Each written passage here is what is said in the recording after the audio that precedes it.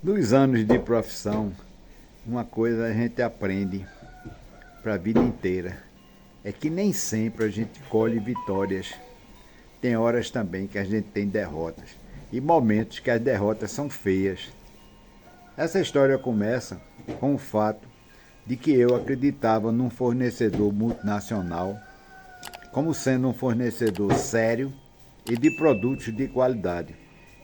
E entre os diversos equipamentos que esse fornecedor fabricava, ele fornecia transformadores a seco, que o transformador a seco é uma tecnologia mais recente do transformador, né? Que os primeiros transformadores eram isolados e refrigerados a óleo, em que os enrolamentos são imersos num ambiente a vácuo e é injetada uma resina para envolver esses enrolamentos, e essa resina ela tem capacidade de isolação.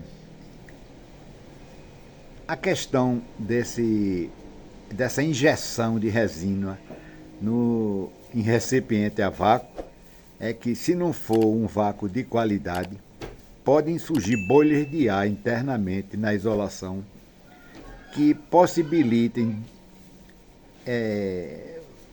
tensões não uniformes que causem descargas parciais dentro dessa isolação. Essas descargas parciais são uma espécie de mini raios que vão destruindo a isolação pouco a pouco. E depois de certo tempo, essa isolação está totalmente degradada e as correntes de fuga são altas, geram um curto-circuito interno. Né? Esse fabricante apregou que o transformador dele apresenta zero de descargas parciais nos testes que a norma brasileira recomenda para transformadores. E a norma permite até alguns picocoulombs de descargas em cada teste que é feito. Ora, se cada teste tem um picocoulomb de descarga, né, daqui a algum tempo a isolação vai estar totalmente degradada. Então, se com o decorrer do tempo existem descargas parciais dentro da isolação, depois de certo tempo ela foi para o beleléu, como dizem, né? Muito bem, eu acreditei nisso. Então, sempre que eu podia, eu forçava a barra para que os meus clientes usassem o transformador desse fornecedor, desse fabricante, né? E eu fiz um projeto para uma reitoria de uma universidade pública no Nordeste. E nesse projeto eu especifiquei esse transformador e fiz pressão para que o pessoal da reitoria contratasse uma empresa que aplicasse essa marca de transformador pelas qualidades que ele apregoava, né? E quem ganhou a concorrência foi um dos instaladores que são... tem instaladores que são praticamente exclusivos de alguns fornecedores. Tem um nome que eles dão, sabe, autorizado, alguma coisa assim. E esse instalador, ele colocou na proposta desse esse transformador que era meu predileto, né? Só que o cara, que era o dono dessa empresa, era um carinha mau caráter, sabe, mentiroso. Começou logo com uma mentira, dizendo que o engenheiro da CELP não aceitou o PDE que eu coloquei dentro do terreno do cliente. O PDE é o ponto de entrega de energia da concessionária, sabe? É o poste onde é feita a transação de linha aérea de média tensão da concessionária para a linha subterrânea de entrada do cliente, né? Então eu procuro sempre colocar esse poste dentro do terreno do cliente, apesar da norma da concessionária CELP mostrar esse poste na calçada. Mas como calçadas no Brasil estão sujeitas a acidentes de trânsito, caminhões, ônibus, etc., que batam no poste, derrubem ele, podem quebrar o cabo, né? Cortar o cabo, e esse cabo não é fácil ser encontrado no mercado. Então, para evitar esse problema, eu boto o poste do PDE para dentro do terreno. E ele foi lá afirmar que o engenheiro da CELP não aceitava isso, não, que era fora da norma. Eu disse, rapaz, a CELP sempre aceitou essa solução minha para proteção dos interesses do cliente. Não, mas ela não aceita. E convenceu o pessoal da engenharia do órgão que a CELP não ia aceitar aquilo. Eu fui na CELP, falei com o engenheiro analista, ele disse que não rejeitou essa solução, que é mentira desse engenheiro. Eu voltei com a informação para o pessoal da reitoria, já deixei ele numa posição de mais fraca, né? Muito bem.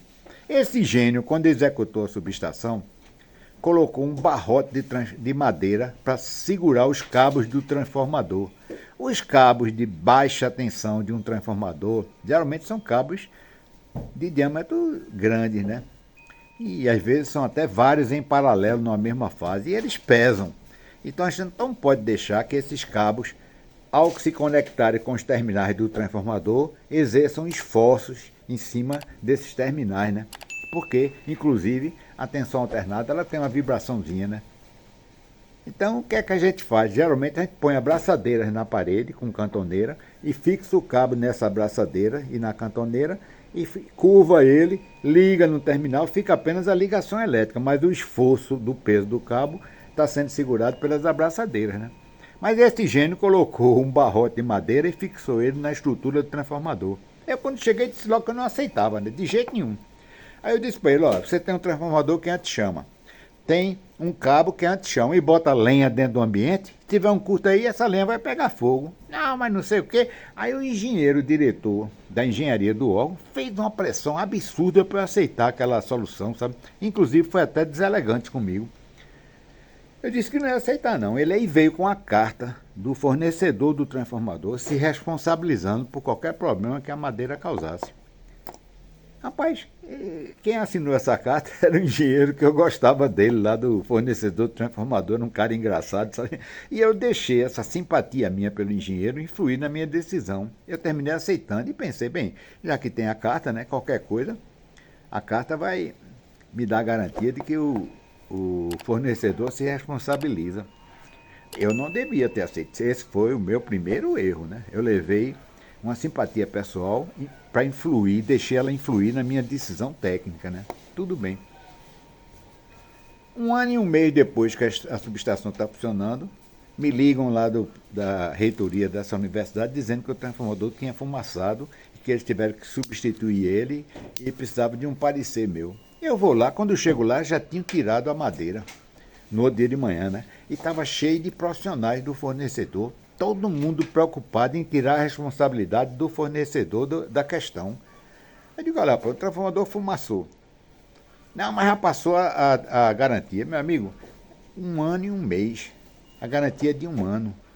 Eu já comecei a ficar decepcionado com esse fornecedor, né? Porque uma empresa como a Tigre, por exemplo, ela assume total responsabilidade num acidente que ocorra causado pelos canos dela. Inclusive, substitui e indeniza até o prejuízo que o pessoal do apartamento tiver com a molhadeira que o vazamento causou, né? E esse fornecedor se recusava até a levar o transformador para São Paulo para fazer análise. Disse que se quisesse que ele faria análise, mas que o órgão tinha que arcar com o frete, né?